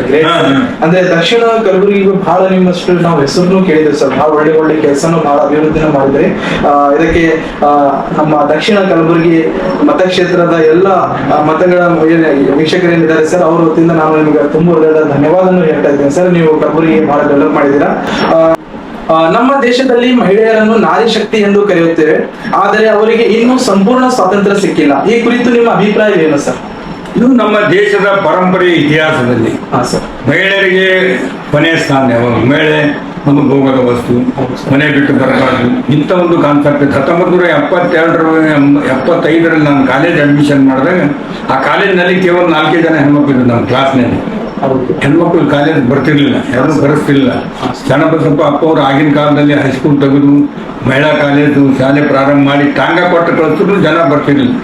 ಈ ಮೊದಲೇನಪ್ಪ ಅಂದ್ರೆ ಬುದ್ಧನ ಕಾಲದಿಂದ ಬಸವನ ಕಾಲದಿಂದ ಸ್ತ್ರೀ ಸಮಾನತೆ ಬರ್ಬೇಕಂತ ಹೋರಾಟ ಮಾಡೋದು ಆಗಿರಲಿಲ್ಲ. ಯಾವಾಗ ಈ ದೇಶಕ್ಕೆ ಸ್ವಾತಂತ್ರ್ಯ ಸಿಕ್ಕ ಮೇಲೆ ಡಾಕ್ಟರ್ ಬಾಬಾ ಸಾಹೇಬ್ ಅಂಬೇಡ್ಕರ್ ಅವರು ಸ್ತ್ರೀಗೆ ಹೆಚ್ಚಿನ ಒತ್ತು ಕೊಟ್ಟು ಸ್ತ್ರೀ ಸಮಾನತೆ ಬಗ್ಗೆ ಕಾರ್ಯಕ್ರಮಗಳು ರೂಪಿಸೋದು. ಮುಂದೆ ರಾಜೀವ್ ಗಾಂಧಿ ಅವರು ಕೂಡ ಒಂದು ಹೆಜ್ಜೆ ಮುಂದೆ ಹೋಗಿ 35% ರಿಸರ್ವೇಷನ್ ತಂದರು. ಅಧಿಕಾರದಲ್ಲಿ ಬರ್ತಕ್ಕಂಥ ಜಿಲ್ಲಾ ಪಂಚಾಯತ್, ತಾಲೂಕು ಪಂಚಾಯತಿ, ಗ್ರಾಮ ಪಂಚಾಯತಿ ಎಲ್ಲದರಲ್ಲಿ ಅವ್ರಿಗೆ ಅಧಿಕಾರ ಸಿಗ್ತಕ್ಕಂಥದ್ದು. ಈ ರೀತಿಯಿಂದ ಶಾಲೆಯಲ್ಲಿ ಕೂಡ ಹೆಚ್ಚಿನ ವಿದ್ಯಾಭ್ಯಾಸ ಮಾಡಲಿಕ್ಕೆ ಮಹಿಳೆಯರೇ ಮುಂದೆ ಬಂದರು. 50% ಮೇಲೆ ಫಸ್ಟ್ ರ್ಯಾಂಕ್ ಫಸ್ಟ್ ಸ್ಟೂಡೆಂಟ್ಸ್ ಎಲ್ಲ ಮಹಿಳೆಯರ ಆದ್ಯತೆ. ಇದರಿಂದ ಮಹಿಳೆಯರಿಗೆ ಒಂದು ಒಳ್ಳೆ ಆದ್ಯತೆ ಇದೆ. ಸ್ತ್ರೀ ಶಕ್ತಿ, ನಾರಿ ಶಕ್ತಿ ಇದೆ. ಈ ದೇಶಕ್ಕೆ ಸಾಕಷ್ಟು ಅವರು ಕೂಡ ಕೊಡುಗೆ ಇದೆ. ಈ ಸಮಾನತೆ ಬಂದಿದೆ. ಇನ್ನು ಮುಂದೆ ಹೋಗಿ ಅನ್ಕೊಂಡು 50% ರಿಸರ್ವೇಷನ್ MLA ಮತ್ತು MP ಎಲ್ಲಲ್ಲಿ ಕೂಡ ತರ್ತಕ್ಕಂಥ ಒಂದು ವಿಚಾರ ಎಲ್ಲ ಪಕ್ಷಕ್ಕೂ ಇವೆ. ಮಹಿಳೆಯರ ಡೆವಲಪ್ಮೆಂಟ್ ಸಾಕಷ್ಟು ಆಗ್ತಾ ಇದೆ. ಒಳ್ಳೆಯದು ಪ್ರಶ್ನೆ ಸರ್. ಪ್ರಶ್ನೆಗೆ ಉತ್ತರ ಕೊಟ್ಟಿದ್ದಾರೆ ಸರ್. ನಮ್ಮ ದೇಶವು ಹಳ್ಳಿಗಳಿಂದ ಕೂಡಿದೆ. ಹಳ್ಳಿಗಳ ಮೂಲಕ ಸ್ವಚ್ಛ ಮತ್ತು ಸ್ವಸ್ಥ ಭಾರತ ನಿರ್ಮಾಣದತ್ತ ನಾವು ಯಾವ ರೀತಿ ಮುಂದುವರಿಯಬಹುದು? ನಿಮ್ಮ ಅಭಿಪ್ರಾಯ ತಿಳಿಸಿ ಸರ್. ನಾನು ಮೊದಲೇ ಹೇಳಿದ್ರೆ ಈ ದೇಶ ಬಹಳಷ್ಟು ಹಳ್ಳಿಗಳ ದೇಶ. ಹೌದು ಸರ್. ಈ ಹಳ್ಳಿಗಳಿದ್ದಾಗ ಹಿಂದೆ ಇರ್ತಕ್ಕಂಥ 36 ದೇಶಕ್ಕೆ ಸ್ವತಂತ್ರ 140 ಕೋಟಿ ಜನಸಂಖ್ಯೆ ಜಾಸ್ತಿ ಆಗಿದೆ. ಹಳ್ಳಿಗಳು ಕೂಡ ಬಹಳಷ್ಟು ವಿಕಾಸ ಆಗಿದೆ. ಅದಕ್ಕೆ ಹಿಂದಿನ ಒಂದು ಡೆವಲಪ್ಮೆಂಟ್ ಏನೂ ಇಲ್ಲ. ನಮ್ಮ ದೇಶದ ಪರಿಸ್ಥಿತಿ 1975ರವರೆಗೆ ಈ ದೇಶದಲ್ಲಿ ಆಹಾರ ಉತ್ಪನ್ನದ ಕಡೆಗೆ ಬಹಳಷ್ಟು ಕಡಿಮೆ ಇದೆ. ಹೊರದೇಶದಿಂದ ಅಕ್ಕಿ ಗೋಧಿ ತಂದು ಉಣ್ತಕ್ಕಂಥ ಪರಿಸ್ಥಿತಿ ಇದೆ. ಅಮೇರಿಕದಿಂದ ನಾವು ಶಾಲೆ ಕಲಿಯಾಗಿ ಬಂದು ಗೋಧಿ ಉಪ್ಪಿಟ್ಟ ಈ ಸೊಸೈಟಿ ಫುಡ್ ಕೊಡ್ತಕ್ಕಂಥದ್ದು ಮೊದಲಿಂದ. ಯಾವಾಗ ಏನಪ್ಪ ಅಂದ್ರೆ ಪಂಡಿತ್ ಜವಾಹರ್ಲಾಲ್ ನೆಹರು ಅವರು ಈ ದೇಶದ ಪ್ರಧಾನಮಂತ್ರಿ ಆದರು, ಇಂದಿರಾ ಗಾಂಧಿ ಅವರು ಕೂಡ ಏನಪ್ಪ ಅಂದ್ರೆ ಪ್ರಧಾನಮಂತ್ರಿ ಆದರು. ಆ ನಿಟ್ಟಿನಲ್ಲಿ ಏನಪ್ಪ ಅಂದ್ರೆ ಆಹಾರ ಉತ್ಪಾದನೆಗೆ ಹೆಚ್ಚಿನ ಒತ್ತು ಕೊಟ್ಟು ದೊಡ್ಡ ವಾಕರ್ನಂಗಲ್ ಅಣೆಕಟ್ಟಾಗಿರ್ಬೋದು, ಆಲ್ಮಟ್ಟಿ ಅಣೆಕಟ್ಟಾಗಿರ್ಬೋದು, ಕಾವೇರಿ ಆಗಿರ್ಬೋದು, ದೊಡ್ಡ ಅಣೆಕಟ್ಟುಗಳನ್ನು ಕಟ್ಟೋದ್ರ ಜೊತೆಗೆ ಫರ್ಟಿಲೈಸರ್ ಫ್ಯಾಕ್ಟ್ರಿ, ದೊಡ್ಡ ಫ್ಯಾಕ್ಟ್ರಿಗಳೇನಪ್ಪ ಅಂದ್ರೆ ಗೊಬ್ಬರ ಉತ್ಪಾದನೆ ಮಾಡ್ತಕ್ಕಂಥದ್ದು, ಕೆಮಿಕಲ್ ಉತ್ಪಾದನೆ ಮಾಡ್ತಕ್ಕಂಥದ್ದು, ಒಳ್ಳೆ ಬೀಜ ತಯಾರು ಮಾಡ್ತಕ್ಕಂಥದ್ದು ಎಲ್ಲ ಕಂಡಿಡಿದ ಮೇಲೆ ನಾವು ಕೂಡ ಈ ದೇಶದ ವಿಶ್ವದ ಜೊತೆಗೆ ಕಾಂಪಿಟೇಷನ್ ಮಾಡಲಿಕ್ಕೆ ನಾವು ಹೊರದೇಶದಿಂದ ಬರಮಾಡಿಕೊಳ್ತಕ್ಕಂಥ ಆಹಾರ ಇವತ್ತು ಹೊರದೇಶಕ್ಕೆ ಆಹಾರದಾನೆ ಕೊಡ್ತಾ ಇದ್ದೀವಿ. ಅಷ್ಟೊಂದು ಇವತ್ತು ರೈತರಿಗೆ ಉತ್ತೇಜನ ಕೊಟ್ಟಾಗ ಅವನಿಂದ ರೈತನಿಂದ ಈ ದೇಶದ ಮರ್ಯಾದೆಯನ್ನು ಹೆಚ್ಚಾಯಿತು, ಉತ್ಪಾದನೆ ಹೆಚ್ಚಾಯಿತು, ಹಳ್ಳಿಗಳಲ್ಲಿ ಕೂಡ ಜನ ಬದುಕ್ತಕ್ಕಂಥ ಅವಕಾಶ ಇತ್ತು. ಅದರಿಂದ ಏನಪ್ಪ ಅಂದ್ರೆ ನಾವು ರೈತರಿಗೆ ಒತ್ತು ಕೊಡಬೇಕಂತ ಹೇಳೋದು ನಮ್ಮ ದೇಶ. ಸ್ವಚ್ಛತೆ ಬಗ್ಗೆ ಏನಂತೀರಾ ಸರ್? ಅಂದ್ರೆ ಹಳ್ಳಿಗಳಲ್ಲಿ ಸ್ವಚ್ಛತೆ ಕಾಪಾಡುವುದು, ಸ್ವಚ್ಛತೆ ಕಾಪಾಡಬೇಕಾದ್ರೆ ಇದು ಪಂಚಾಯತ್ ರಾಜ್ ಕಾಣಿಸ್ಬೇಕು. ಪಂಚಾಯತ್ ರಾಜ್ಗೆ ಖಾಲಿ ಪಂಚಾಯತ್ ರಾಜ್ ಮಾಡಬೇಕು. ಮೆಂಬರ್ ಚುನಾಯಿತರಾದ್ರು ನಾವೆಲ್ಲ ಏನಪ್ಪ ಅಂದ್ರೆ ರಾಜ್ಯ ಮಟ್ಟದಲ್ಲಿ, ಜಿಲ್ಲಾ ಮಟ್ಟದಲ್ಲಿ ಮನಿ ಪವರ್ ಇಟ್ಕೊಂಡು ಪಂಚಾಯತಿಗೆ ಹೆಚ್ಚು ಒತ್ತು ಕೊಡಲಿಲ್ಲ. ಮಂಡಲ ಪಂಚಾಯತಿ ಅಂತ ಬಂತು. ಅವಾಗ ಪಂಚಾಯತಿಗೆ ಅಧಿಕಾರಗಳು ಕೊಟ್ಟು ಚೆಕ್ ಪವರ್ ಕೊಟ್ಟು, ಚೆಕ್ ಪವರ್ ಕೊಟ್ಟಾಗ ಏನಪ್ಪ ಅಂದ್ರೆ ಈಗ ಹಳ್ಳಿಯಲ್ಲಿ ಏನಾದ್ರು ಒಂದು ಮಳೆ ಬಂದು ಬಿತ್ತು ಏನೋ ಹೊಲಸಿತ್ತು ಅದು ತೆಗಿಲಿಕ್ಕಾದ್ರೆ ಇಮಿಡಿಯೇಟ್ ಮಾಡಬಹುದು ಸೆಕ್ರೆಟರಿ, ಪ್ರಧಾನ ಇದ್ದವು. ಈ ಪಂಚಾಯತಿಗೆ ದುಡ್ಡು ಕೊಟ್ಟು ಇವಾಗ ಹೇಳಿ CS ಹೇಳಿ ಬಜೆಟ್ ಬರತ್ತನ ಅದೇನು ಸ್ವಚ್ಛ ಇಲ್ಲ. ಅದಕ್ಕೆ ಸ್ವಲ್ಪ ಪಂಚಾಯತ್ ರಾಜ್ ತಿದ್ದುಪಡಿ ಬಗ್ಗೆನೂ ಸಾಕಷ್ಟು ನಾವು ರಮೇಶ್ ಕುಮಾರ್ ನೇತೃತ್ವದಲ್ಲಿ ಒಂದು ನಮ್ಮದೇ ಆದಂತ ಒಂದು ಸಲಹೆಯನ್ನ ಕೊಟ್ಟಿದ್ದ. ಅದು ಹೋಗ್ತಿಲ್ಲ. ನಜೀರ್ ಸಾಹೇಬ್ ಇದ್ದಾಗ ಏನು ಮಂಡಲ ಪಂಚಾಯತಿ 2 ಟೈರ್ ಸಿಸ್ಟಮ್ ಇತ್ತು, ಸಮನ್ವಯ ಇರ್ತದೆ. 2 ಟೈರ್ ಸಿಸ್ಟಮ್ ಇದು 3 ಟೈರ್ ಸಿಸ್ಟಮ್ ಅದ. ಜಿಲ್ಲಾ ಪಂಚಾಯತ್, ತಾಲೂಕು ಪಂಚಾಯತ್, ಗ್ರಾಮ ಪಂಚಾಯತ್. ಗ್ರಾಮ ಪಂಚಾಯತಿಯಲ್ಲಿ ಇರ್ತಕ್ಕಂಥದ್ದು ಬಜೆಟ್, ತಾಲೂಕು ಪಂಚಾಯತಿಯಲ್ಲಿ ಬಜೆಟ್ ಎರಡೂ ಒಂದೇ ಸಮನ್ವಯ ಅಧಿಕಾರ ಕೆಲಸ ಮಾಡಿದ್ರೆ ಅವು ತಾಲೂಕು ಪಂಚಾಯತ್ ಬಜೆಟ್ ಕೂಡ ಪಂಚಾಯತಿಗೆ ಪಂಚಾಯತಿ ಬಜೆಟ್ ಪಂಚಾಯತಿಗೆ ಇರ್ತದೆ. ಜಿಲ್ಲಾ ಪಂಚಾಯತ್ 15 ಹಳ್ಳಿಗೆ ಹರಿದು ಹೋಗ್ತದೆ. 2 ಟೈರ್ ಸಿಸ್ಟಮ್ ಇದೆ ಏನಪ್ಪ ಅಂದ್ರೆ ಡೆವಲಪ್ಮೆಂಟ್ ಆಗ್ತದೆ. ಹಳ್ಳಿಗಳಿಗೆ ಒತ್ತು ಕೊಡ್ಬೇಕು. ಫೈನಾನ್ಷಿಯಲ್ ಏನಪ್ಪ ಅಂದ್ರೆ ಜಾಸ್ತಿ ಕೊಡ್ಬೇಕು. ಹೆಚ್ಚಿನ ಏನಪ್ಪ ಅಂದ್ರೆ ಹಣಕಾಸಿನ ಶಕ್ತಿ ಒದಗಿಸ್ಕೊಟ್ರೆ ಹಳ್ಳಿ ಸ್ವಚ್ಛ ಮಾಡಿ ಇಡ್ಬೋದು. ಅದ್ರಾಗೇನು ಪ್ರಶ್ನೆ ಇಲ್ಲ. ಸೊ ಸ್ನೇಹಿತರೆ, ಹಳ್ಳಿಗಳು ನಮ್ಮ ದೇಶದ ಆತ್ಮ ಇದ್ದಾಗ. ಸರ್ ಅವ್ರದ್ದು ಹೇಳೋದು ಮಾತ್ರ ನಿಜ ಇದೆ. ಹಳ್ಳಿಗಳು ಡೆವಲಪ್ ಆದರೆ ತಾಲೂಕು ಡೆವಲಪ್ ಆಗುತ್ತೆ. ತಾಲೂಕು ಐತಂದ್ರೆ ಡಿಸ್ಟಿಕ್ ಐತೆ, ರಾಜ್ಯ ಐತಂದ್ರೆ ನಮ್ಮ ದೇಶವನ್ನು ನಾವು ಬಹಳ ಮುಂದೆ ಒಯ್ಯಬಹುದು. ಸೊ ಸ್ನೇಹಿತರೆ, 5ನೇದು ಪ್ರಶ್ನೆ. ಕೇರಳದ ಮುಖ್ಯಮಂತ್ರಿ ಪಿಣರಾಯಿ ವಿಜಯನ್ ಅವರು ನವೆಂಬರ್ 1, 2025 ರಂದು ನಮ್ಮ ರಾಜ್ಯ ಕೇರಳ ಪವರ್ಟಿ ಫ್ರೀ ಮುಕ್ತ ಐತಂತಂದ್ರೆ ಬಡತನ ಮುಕ್ತಗೊಳಿಸುವ ಅವರು ನಿರ್ಧಾರ ಮಾಡಿದ್ರು ಸರ್. 2025 ನವೆಂಬರ್ 1 ನಮ್ಮ ಬಡತನ ನಿರ್ಮೂಲನೆ ನಿರ್ಧಾರ ಮಾಡಿದ್ರು. ಸೊ ನಮ್ಮ ಕರ್ನಾಟಕವನ್ನು ನಾವು ಯಾವ ರೀತಿ ಬಡತನ ನಿರ್ಮೂಲನೆ ಮಾಡಬಹುದು? ಬಡತನ ನಿರ್ಮೂಲನೆ ಬಗ್ಗೆ ಯಾವಾಗ ಇಂದಿರಾ ಗಾಂಧಿ ಅವರು ಬ್ಯಾಂಕ್ ರಾಷ್ಟ್ರೀಕರಣ ಮಾಡಿದ್ರು, 20 ಕಾರ್ಯಕ್ರಮಗಳ ತಂದ್ರು. ಹೆಗ್ಗುಳವನೇ ಭೂಮಿ ಒಡೆ ಅಂತ ಹೇಳಿ ಮಾಡಿದ್ರು. ಹಾ, ಸರ್. ವೃದ್ಧಾಪ್ಯ ವೇತನ, ವಿಧವಾ ವೇತನ, ಇಂಥವು ಅನೇಕ ಯೋಜನೆಗಳು, ಬಹಳಷ್ಟು ಯೋಜನೆಗಳು, ಇಮಿಡಿಯೇಟ್ ಇಂಥ ಯೋಜನೆಗಳು ತಂದಾಗಿನಿಂದ ಏನು ಪಾವರ್ಟಿ ಇತ್ತು ಈ ದೇಶದಲ್ಲಿ, ಹಾ, ಸರ್. ಅಲ್ಲಿಂದ ಇವತ್ತು 5 ಗ್ಯಾರಂಟಿಗಳು ನಾವು ತಂದಿದ್ದೀವಿ. ಹಾ, ಸರ್. ಈ ದೇಶಕ್ಕೆ ಡಾಕ್ಟರ್ ಬಾಬಾ ಸಾಹೇಬ್ ಅಂಬೇಡ್ಕರ್ ಹೇಳಿದ್ರೆ right to food, right to education, right to work, ಇವೆಲ್ಲ ಏನಿದೆ ನರೇಗಾ ಯೋಜನೆ. ಒಂದು ಮನುಷ್ಯ ಏನಪ್ಪ ಅಂದ್ರೆ ಒಂದು 100 ದಿನ ಅವನಿಗೆ ಕೆಲಸ ಸಿಗಬೇಕು. ಸಿಗಿಲ್ಲ ಅಂದ್ರೆ ಅವನಿಗೆ ಕೋರ್ಟ್ ಹೋಗಿ ಹಾಕಲ್ಲ. ಮನ್ಯಾಗ ಕೂತ್ ಕೆಲಸ ಇಲ್ಲ, ಮನ್ಯಾಗ ಕೂತ್ರು ಅವನಿಗೆ ಪೇಮೆಂಟ್ ಕೊಡ್ಬೇಕಂತ ಒಂದು ಕಾನೂನು.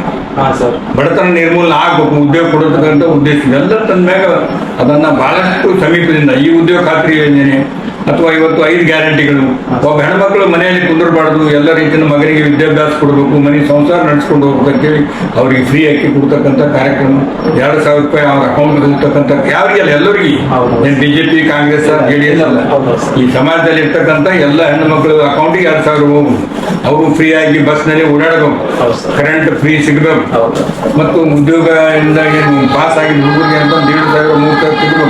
ಇದೆಲ್ಲ ಪಾವರ್ಟಿ ಕಡಿಮೆ ಮಾಡ್ತಕ್ಕಂಥ ಸ್ಕೀಮ್ ಯೋಜನೆಗಳು ನಮ್ಮ ಕರ್ನಾಟಕದಲ್ಲಿ, ಇಡೀ ರಾಜ್ಯದಲ್ಲಿ, ರಾಷ್ಟ್ರದಲ್ಲಿ ಯಾರೂ ತರದೇ ಇರ್ತಕ್ಕಂಥ ಯೋಜನೆ ತಂದಿದ್ದು ನಮ್ಮ ಕರ್ನಾಟಕ. ಅದು ಕಾಂಗ್ರೆಸ್ ಪಕ್ಷ ಸರ್ಕಾರ, ಸಿದ್ದರಾಮಯ್ಯನವರ ಸರ್ಕಾರ. ಇದಕ್ಕೆ ನಾವು ಕೇರಳಕ್ಕಿಂತಲೂ ಮುಂದೆ ಹೋಗಿದ್ದೀವಿ. ಅವರೆಲ್ಲ ನಮ್ಮದೇ ಇಷ್ಟು ಪಾಲನೆ ಮಾಡಿದ್ದಾರೆ. ಬಹಳಷ್ಟು ಬಡತನ ನಿರ್ಮೂಲನೆ ಮಾಡ್ತಕ್ಕಂಥ ವಿಚಾರದಲ್ಲಿ ಕರ್ನಾಟಕ GDP ತೆಗೆದು ನೋಡಿದ್ರೆ ಗೊತ್ತಾಗ್ತದೆ. ನಮ್ಮ GDP ಈಗಿಂದ ಎಷ್ಟಿದೆ, ಬೇರೆ ಸ್ಟೇಟ್ GDP ಏನಿದೆ, ಅವ್ರು ಎಷ್ಟು ಗ್ರೋತ್ ಮಾಡಿದ್ರೆ ಅದೆಲ್ಲ ತೆಗೆದು ನೋಡಿದ್ರೆ ನಾವು ಮುಂದಿದ್ದೀವಿ. ಕರ್ನಾಟಕ ಕರ್ನಾಟಕದಲ್ಲಿ ಹೆಮ್ಮೆಯ ವಿಷಯ ಸರ್ ಇದು. ಬಿಹಾರದಲ್ಲಿ ನೋಡಿದ್ರೆ ಜನರಿಗೆ ಏನು ಯಾವುದೇ ರೀತಿಯಿಂದ ಆಹಾರ ಧಾನ್ಯದ ಇಲ್ಲ, ಅಷ್ಟೊಂದು ಪಾವರ್ಟಿ ಇರೋದು. ಎಲ್ಲ ಆಯಾ ಸಾಕ್ಷರ ಅಲ್ಲೇ ಇರ್ತಾರೆ, ಅಲ್ಲೇ ಹೋಗ್ತಾರೆ. ಅಂದ್ರೆ ನಮ್ಮ ಕರ್ನಾಟಕ ಬಹಳ ಗ್ರೇಟ್.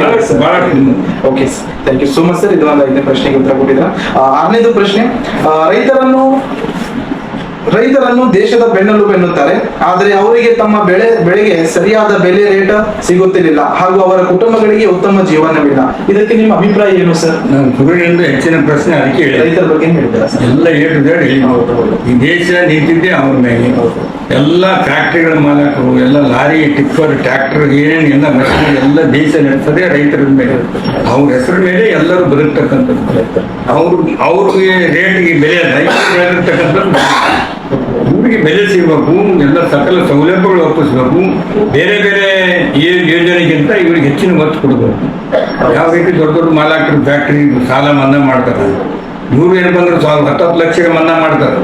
ಇದೇನು 50,000 1 ಲಕ್ಷ ಕೋಟಿ ಇದ್ರು ಕೂಡ ಬಂದು ಮನ್ನಾ ಮಾಡಿ ಅವ್ರಿಗೆ ಏನಪ್ಪ ಸೌಲಭ್ಯ ಕೊಟ್ಟರೆ, ಅವ್ರಿಗೆ ಬೆಂಬಲ ಬೆಲೆ ಕೊಟ್ಟು ಅವ್ರಿಗೆ ಒತ್ತು ಕೊಟ್ರಿ, ದೇಶ ಸಮಸ್ಯೆ ಏನಿಲ್ಲ, ಪ್ರಶ್ನೆ ಇಲ್ಲ.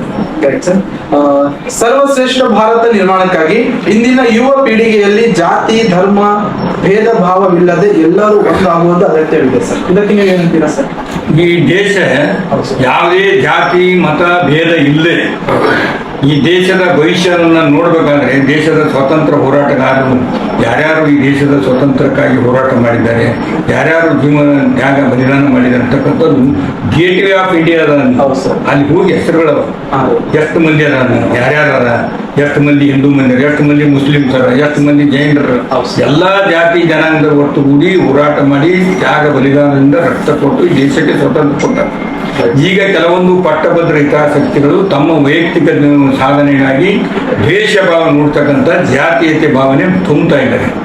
ಇದರಿಂದ ಯಾರು ಏನು ಮಾಡೋಕ್ಕಾಗೋದಿಲ್ಲ. ಅದನ್ನು ಬಾಧಿಸಿ ನಡೆಯೋದು ಅಲ್ಲ, ಅದು ಒಳ್ಳೆಯದು ಅಲ್ಲ. ರಾಷ್ಟ್ರೀಯ ಭಾವೈಕ್ಯತೆ ಸಂಕೇತವಾಗಿ ನಡೆದು ಬಂದಿರತಕ್ಕಂಥ ಈ ಭಾರತ ದೇಶದ ಪ್ರಜಾಪ್ರಭುತ್ವ ಗಟ್ಟಿಯಾಗಿ ಉಳಿಬೇಕಾದ್ರೆ ಡಾಕ್ಟರ್ ಬಾಬಾ ಸಾಹೇಬ್ ಅಂಬೇಡ್ಕರ್ ಹೇಳಿರ್ತಕ್ಕಂಥ ಸಂವಿಧಾನದ ಅಡಿಯಲ್ಲಿ ನಾವೆಲ್ಲರೂ ಒಂದಾಗಿ ನಡೆದರೆ ದೇಶ ಉಳಿತೀವಿ. ಇಲ್ಲಿ ದೇಶಕ್ಕೆ ಸಾಧನೆ ಇಷ್ಟೇ. ಸ್ನೇಹಿತರೆ, ಹಿಂದೂ, ಮುಸ್ಲಿಂ, ಸಿಖ್, ಇಸಾಯಿ ಧರ್ಮಗಳು ಬಹಳಷ್ಟು ಇದ್ದಾವೆ. ಅಂದ್ರೆ ಎಲ್ಲರೂ ಒಂದಾಗಿ ಇಟ್ಟಂದ್ರೆ ದೇಶವನ್ನು ಅಭಿವೃದ್ಧಿ ಮಾಡಲಿಕ್ಕೆ ಸಾಧ್ಯ, ಇಲ್ಲಾಂದ್ರೆ ದೇಶಕ್ಕೆ ಯಾರು ಉಳಿಯೋಕೆ ಸಾಧ್ಯವಿಲ್ಲ. ಸೊ ಈ ಒಂದು ಪ್ರಶ್ನೆಗೆ ಸರ್ ಉತ್ತರವನ್ನು ಕೊಟ್ಟು ನಮಗೆ ಬಹಳ ಸಂತೋಷ ಮಾಡಿದ್ದಾರೆ. ಸೊ 8ನೇ ಪ್ರಶ್ನೆ, ನಿಮ್ಮ ಪ್ರಕಾರ ಭಾರತವನ್ನು ಸರ್ವಶ್ರೇಷ್ಠ ಭಾರತ ಹಾಗೂ ಆತ್ಮನಿರ್ಭರ ಭಾರತವನ್ನಾಗಿ ಮಾಡಲು ನಾವು ಯಾವ ರೀತಿ ಕ್ರಮಗಳನ್ನು ಕೈಗೊಳ್ಳಬಹುದು? ನಿಮ್ಮ ಅನಿಸಿಕೆ ತಿಳಿಸಿ ಸರ್. ಈಗಾಗಲೇ ನಾವು ಬಹಳಷ್ಟು ಮುಂದೆ ಹೋಗಿದ್ದೀವಿ. ಈ ದೇಶದಲ್ಲಿ ಎಜುಕೇಶನ್ ಸಿಸ್ಟಮ್, ಈ ಒಂದು ಕಲಬುರಗಿ ಜಿಲ್ಲೆಯ ಉದಾಹರಣೆ ಕೊಡ್ತೀನಿ ನಾನು. ಈ ದೇಶಕ್ಕೆ ಸ್ವಾತಂತ್ರ್ಯ ಸಿಕ್ಕಾಗ ಇಲ್ಲಿ ಒಂದೇ ಹೈಸ್ಕೂಲ್ ಇತ್ತು. ಇವತ್ತು ನಾವು ಯಾವ ಮಟ್ಟಕ್ಕೆ ಹೋಗಿದ್ದೀವಿ? 5 ವಿಶ್ವವಿದ್ಯಾಲಯಗಳನ್ನ ಇವತ್ತು ನಮ್ಮ ಕಲಬುರಗಿಯಲ್ಲಿದೆ. ಈ ದೇಶದ ಪರಿಸ್ಥಿತಿ ಇದ್ದಾಗ ನಾವು ಹೆಲ್ತ್ ಖರಾಬ್ ಆದ್ರೆ ಮಿರಜ್, ಸಾಂಗ್ಲಿ, ಸಲಾಪುರ್, ಹೈದರಾಬಾದ್, ಇಲ್ಲಿ ಇಡೀ ಎಲ್ಲಾ ರೀತಿಯಿಂದ ಒಂದು ಹೆಲ್ತ್ ಹಬ್ ಕೂಡ, ಎಜುಕೇಶನ್ ಹಬ್ ಕೂಡ ಆಗ್ತಕ್ಕಂಥದ್ದು ಇಲ್ಲಿದೆ. ಈ ರೀತಿ ಇಡೀ ನಮ್ಮ ದೇಶದಲ್ಲಿ, ನಮ್ಮ ರಾಜ್ಯದಲ್ಲಿ ಸಾಕಷ್ಟು ಏನಪ್ಪಂದ್ರೆ ಎಲ್ಲ ಸೌಲಭ್ಯಗಳು ಸಿಗ್ತವೆ, ಬಹಳಷ್ಟು ಒತ್ತು ಕೊಟ್ಟಿದೆ. ಇಲ್ಲಿ ನಾವು ಎಲ್ಲ ರೀತಿಯಿಂದಲೂ ಕೂಡ ಇವತ್ತು ಬೇರೆಯವ್ರ ಜೊತೆ ಕಾಂಪಿಟೇಷನ್ ಮಾಡ್ತಕ್ಕಂಥ ರೀತಿಯಲ್ಲಿ ದೇಶದಲ್ಲಿ, ವಿಶ್ವದಲ್ಲೇ ಯಾರು ಹೋಗಿ ಗಗನಯಾತ್ರೆಯಿಂದ ಹೋಗಿ ವಾಪಸ್ ಬಂದು ಏನಪ್ಪಂದ್ರೆ ಹುಟ್ಟಿರ್ತಕ್ಕಂಥ ಒಬ್ಬ ಮಹಿಳೆ. ಮತ್ತೆ ಇನ್ನೊಂದು ಇಡೀ ವಿಶ್ವದಲ್ಲಿ ಒಬ್ಬ ಸಾಮಾನ್ಯ ಶಿಕ್ಷಕ ಸುಧಾ ನಾರಾಯಣಮೂರ್ತಿ ವಿಶ್ವದಲ್ಲಿ ಅತಿ ಹೆಚ್ಚಿನ ಶ್ರೀಮಂತಿಕೆಯನ್ನು ಮಾಡಿ ITBT ಕ್ಷೇತ್ರದಲ್ಲಿ ದೊಡ್ಡ ಸಾಧನೆ ಮಾಡಿರ್ತಕ್ಕಂಥದ್ದು.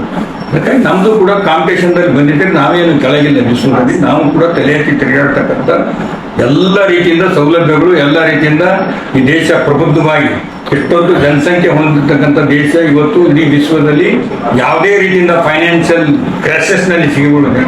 ಬಹಳ ಒಂದು ಉನ್ನತ ಮಟ್ಟದಿಂದ ನಮ್ಮ ದೇಶ ಸಾಗ್ತಾ ಇದೆ. ನಮ್ಮ ಈ ಒಂದು ಮಿಷನ್ ಪಾವರ್ಟಿ ಫ್ರೀ ಇಂಡಿಯಾಕ್ಕೆ ಅಂತಿಮವಾಗಿ ಅರ್ಧ ಪ್ರಶ್ನೆಗೆ ಸರ್ ಅವರು ಉತ್ತರ ಕೊಟ್ಟಿದ್ದಾರೆ. 9ನೇ ಪ್ರಶ್ನೆ ಸರ್, ಪರಿಸರ ಹಾಳಾಗುವುದರಿಂದ ಮಳೆ, ಬಿಸಿಲು, ಚಳಿಯಂತ ಹವಾಮಾನವು ಸಮಯಕ್ಕೆ ಸರಿಯಾಗಿ ಆಗುತ್ತಿಲ್ಲ. ಪರಿಸರವನ್ನು ಸಂರಕ್ಷಿಸಲು ಮತ್ತು ಹವಾಮಾನವನ್ನು ಸರಿಪಡಿಸಲು ನಾವು ಏನು ಮಾಡಬಹುದು ಸರ್? ಪರಿಸರ ಸಲಹೆ ಈಗ ನಮ್ಮಲ್ಲಿ ಬಹಳಷ್ಟು ಪ್ರಜ್ಞೆ ಬಂದಿದೆ. ನಮ್ಮ ಭಾಗದಲ್ಲಿ ಹೆಚ್ಚಿನ ಗಿಡಗಳನ್ನ ಬೆಳೆಸ್ತಕ್ಕಂಥದ್ದು ಯಾರು ಅಲ್ಲಿಲ್ಲ, ದೊಡ್ಡ ಅಪರಾಧ ಆಗ್ತದೆ. ಗಿಡ ಕಡಿದು ಕೂಡ ಕೇಸ್ ಆಗ್ತಕ್ಕಂಥ ಮೊದಲಾಗಿಲ್ಲ. ಇಡೀ ನಾವೇ ಅರಣ್ಯ ನಾಶ ಮಾಡಿ, ಪರಿಸರ ಹಾಳು ಮಾಡಿ, ಮಳೆ ಕಡಿಮೆ ಮಾಡ್ತಕ್ಕಂಥ ಪರಿಸ್ಥಿತಿ ನಾವೇ ತಂದುಕೊಂಡು ಇವತ್ತು ಸಾಕಷ್ಟು ಕಾನೂನುಗಳನ್ನು ತಂದು ಒಂದು ಎಲ್ಲ ಕಡೆಯೂ ಕಂಪಲ್ಸರಿ ಏನಪ್ಪಂದ್ರೆ ಈ ಗಿಡಗಳನ್ನು ಬೆಳೆಸ್ತಕ್ಕಂಥ ರೀತಿಯಲ್ಲಿ ಹೆಚ್ಚು ಒತ್ತು ಕೊಟ್ಟಿದೆ ಸರ್ಕಾರ.